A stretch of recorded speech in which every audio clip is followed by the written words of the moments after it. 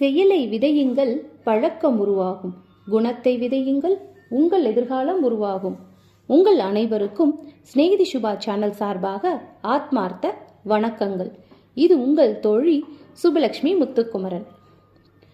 நம்ம எல்லாருக்கும் தெரியும், சூரிய பகவான் இல்லாம இந்த உலகமே இயங்காது அப்படின்னு. சூரிய பகவான் தான் முதல்ல பூமி தோன்றினதுக்கு அப்புறம் தோன்றின அதாவது தேவர் நட்சத்திரம்னு சொல்லலாம். அந்த தேவ நட்சத்திரம் இன்னைக்கு ஒவ்வொரு உயிரும் இயங்குறதுக்கு காரணமா இருக்கு. அந்த சூரிய பகவானை பத்தி தான் இந்த பதிவு. வாங்க பதிவுக்குள்ள போலாம். இந்த உலகினை ஒளிபரச் செய்யும் கடவுளாக கருதப்படுபவர் சூரிய பகவான் ஆவார். நவ கிரகங்கள்ல மிகவும் சக்தி வாய்ந்த கிரகமாக கருதப்படும் கிரகம் சூரிய பகவானே. காரணம், அனைத்து கிரகங்களையும் ஆளுமை செய்யும் தன்மை இந்த சூரியனுக்கு தான் இருக்கு.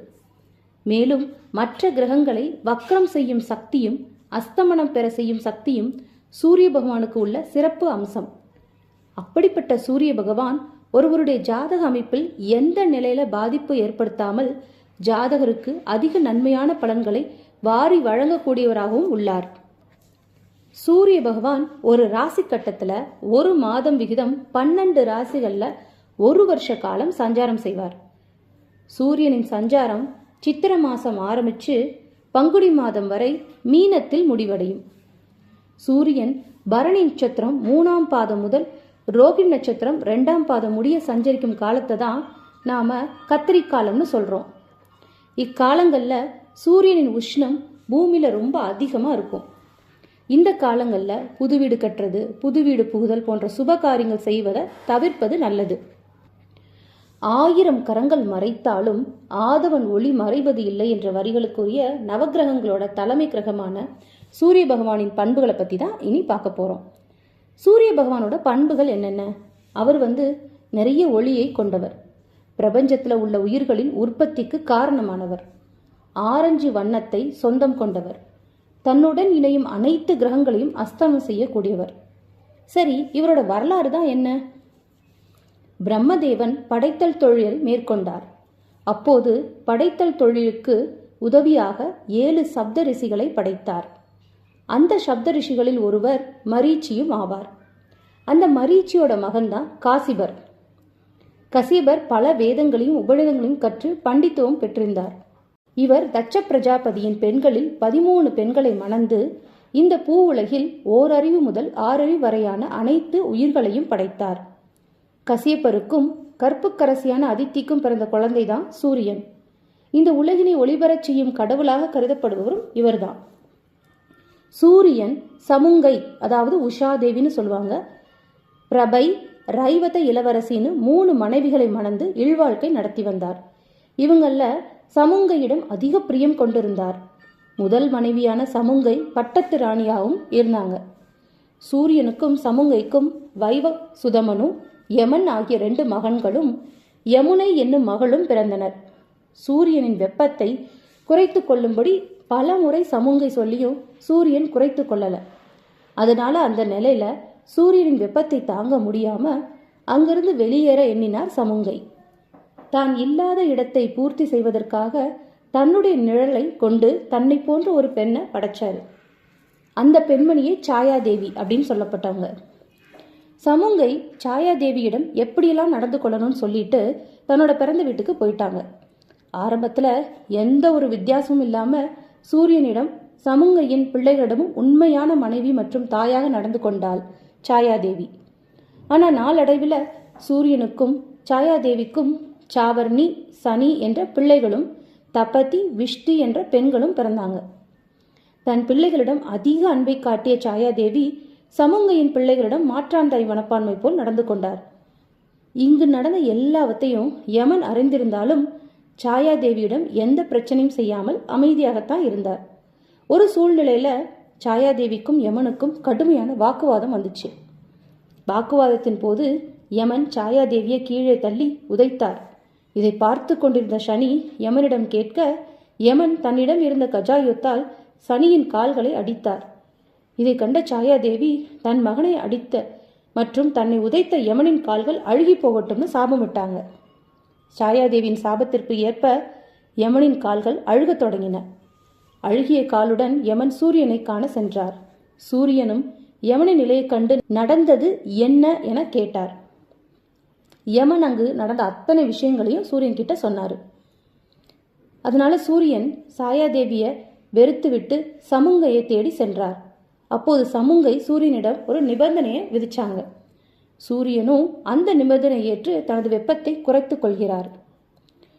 சூரியனுடைய அதிகப்படியான வெப்ப சக்தியை வெளியேற்றி சூலாயுதம் மற்றும் சக்கராயுதத்தை உருவாக்கி அதை சிவபெருமானும் விஷ்ணுவும் எடுத்துக்கிட்டாங்கன்னு ஒரு வரலாறு இருக்கு. இப்ப திருப்பி கதைக்கு வருவோம். சாபம் பெற்ற யமனிடம் சிவபெருமானை நோக்கி நீ தவம் செய்யு ஆலோசனை சொன்னார் சூரியன். யமனும் சிவபெருமானை நோக்கி ரொம்ப கடுமையான தவத்தை மேற்கொண்டு சிவபெருமானின் தரிசனத்தையும் ஆசையும் பெற்று யம தர்மராகி உயிர்களுக்கு ஏற்படும் மரண காலத்தை கணக்கிடுற கடமையை ஆற்றிட்டு வந்தாரு. அதன் பின் சூரியனும் சமுங்கையும் இணைந்தனர். அதன் பயனாக குதிரை வடிவம் கொண்ட இரட்டை குழந்தைகள் பிறந்தனர். அந்த 2 குழந்தைகளுக்கு அஸ்வினி தேவர்கள் என்று பெயர் சூட்டப்பட்டது. நம்ம நட்சத்திர தொகுப்புல அஸ்வினி தேவர்களே முதன்மையா இருப்பாங்க. சனி பகவானும் நவகிரக அந்தஸ்து பெற்று நவகிரகங்களில் ஒருவரானார். சூரியனோட எல்லா புத்திரர்களுமே உயர்ந்த நிலையை அடைந்தாங்க. எனவே ஒருவர் ஜாதகத்துல சூரியன் அமையும் நிலையை பொறுத்தே கலத்தர தோஷம், புத்திர தோஷம், உத்தியோக பிரபந்த தோஷம், வித்யா பிரபந்த தோஷம் இதெல்லாம் ஏற்பட ஆரம்பிக்கும். ஒருவருடைய லக்னத்துல சூரியன் நின்றால் அவர் ரொம்ப முன்கோபம் கொண்டவராக இருப்பார். அதே லக்னத்துல 5ல சூரியன் நின்றால் தனது சுகத்தை தானே கெடுத்துக்கொள்வார் மற்றும் புத்திர பாக்கியம் குறைவு. லக்கணத்திற்கு 7ல சூரியன் நின்றால் காலதாமதமான திருமணம் அமையும். இதெல்லாம் தான் சூரிய பகவானோட தோஷம் உண்டாக்குற சில காரணங்கள். சூரியனோட காயத்ரி மந்திரத்தை சொன்னா எப்பவுமே எந்த தோஷமானாலும், அது மட்டும் இல்ல, தினம் இந்த காயத்ரி மந்திரத்தை சொன்னா நமக்கு சூரியனோட பரிபூர்ண அருள் கிடைக்கும். ஓம் அஸ்வத் வஜாய வித்மகே வாசஹஸ்தாய தீமகே தன்னோ சூரிய பிரசோதயா. சரி, சூரிய பகவான்கிட்ட, அதாவது இந்த மாதிரி லக்னத்திலேயோ 5வதுலையோ 7வதுலையோ இருக்குன்னு வச்சுப்போம். இதுக்கு என்ன பரிகாரம் செய்யறது? ஒருவருடைய ஜாதகத்துல சூரியன் நீசம் பெற்றும் ஜாதகத்துல ஏதாவது ஒரு இடத்துல நின்று தோஷம் தருமா இருந்துச்சுன்னா ஆடுதுறை சூரியனார் கோயில் சென்று மனதார சூரியனை வணங்கி பரிகாரம் செஞ்சுக்கலாம். இந்த கோயில் இதற்கு முழுமையான முதன்மையான கோவில். சூரிய பகவானுக்கு பிரத்யேகமா இருக்கிற கோவில்ல இதுவும் ஒண்ணு. நவகிரக கோயில்கள்ல இது முதன்மையான இடம் வகிக்கிறது. சூரியன் பச்சை நிறமுடைய 7 குதிரைகள் பூட்டிய தேர்ல வலம் வருவாரு. அந்த தேருக்கு ஒரே ஒரு சக்கரம் தான் உண்டு. இந்த குதிரைகள் பூட்டிய தேரை ஓட்டுபவரின் பேர் என்ன தெரியுமா? அருணன். இவருக்கு கால்கள் கிடையாது. இவர் திருமாலின் பெயர் திருவடி என்று போற்றப்படும் கருட பகவானின் அண்ணன் ஆவார். சூரியனின் ரதம் பொன்மயமானது. அந்த ரதத்துக்கு 5 ஆரங்களும் 3 நாபிகளும் உண்டு. 3 நாபிகளும் 3 காலத்தை குறிக்குது. சூரிய சக்கரத்தில் உள்ள 6 கட்டைகளும் 6 ருதுக்களை குறிக்குது.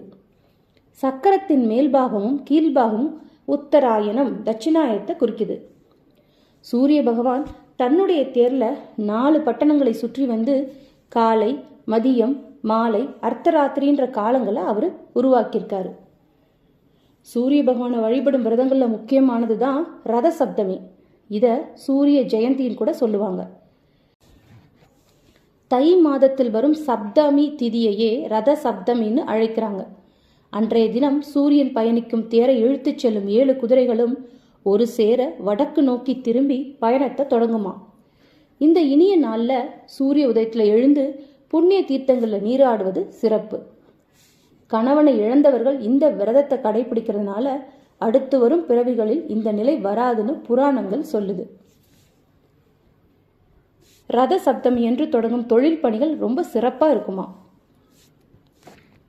சூரியன் ஒரு ராசியிலிருந்து அடுத்த ராசிக்கு செல்லும் போதுதான் மாத பிறப்பு நிகழுது. சூரியனை வழிபடும் சமயத்திற்கு சௌமாரம்னு பொருள். சூரியன் சிவபெருமானோட வலது கண்ணாக இருப்பதாக புராணங்கள் கூட சொல்லுது. சூரியனை சிவனோடு ஒப்பிட்டு சிவசூரியன் என்றும் விஷ்ணுவோடு ஒப்பிட்டு சூரிய நாராயணர் என்றும் அழைப்பார்கள். இத்தகைய சிறப்புமிக்க சூரியனை நம்மவர்கள் வழிபாடு செய்வதை வழக்கமாக கொண்டிருக்காங்க. இந்த சூரியன் இல்லைன்னா நம்ம ஜீவராசிகள் எதுவுமே இல்லை. அதனால தான் நாம் அனுதினம் சொல்கிற காயத்ரி மந்திரத்தில் சூரியன் பிரதான கடவுளாக வழிபடப்படுறார். சூரிய பகவானே, உன்னுடைய கிரணங்களால் எங்களுக்கு அனைவருக்கும் ஒளியை உண்டாக்குன்னு காலையில் எழுந்த உடனே அந்த சூரிய பகவானை நோக்கி நாம் நமஸ்காரம் பண்ணி நம்மளோட நாளை துவக்கிறோம். இவ்வளோ பெருமைமிக்க இந்த சூரிய பகவானை பற்றி ஒரு பதிவை கொடுத்ததுக்கு நாங்கள் ரொம்பவும் சந்தோஷப்படுறோம். இந்த பதிவு உங்களுக்கு பிடிச்சிருந்துன்னா நீங்கள் லைக் பண்ணுங்கள், ஷேர் பண்ணுங்கள், மறக்காமல் ஸ்நேகிதி சுபா சேனலை சப்ஸ்கிரைப் பண்ணிடுங்க. இன்னும் இது மாதிரி பதிவுகளோடு உங்களை சந்திக்கிறோம். உங்கள்கிட்ட விடைபெறுறது உங்கள் தோழி சுபலட்சுமி முத்துக்குமரன். வாழ்க வளமுடன். ஆத்ம நமஸ்தே. ஹரே கிருஷ்ணா. வெற்றியுமதே.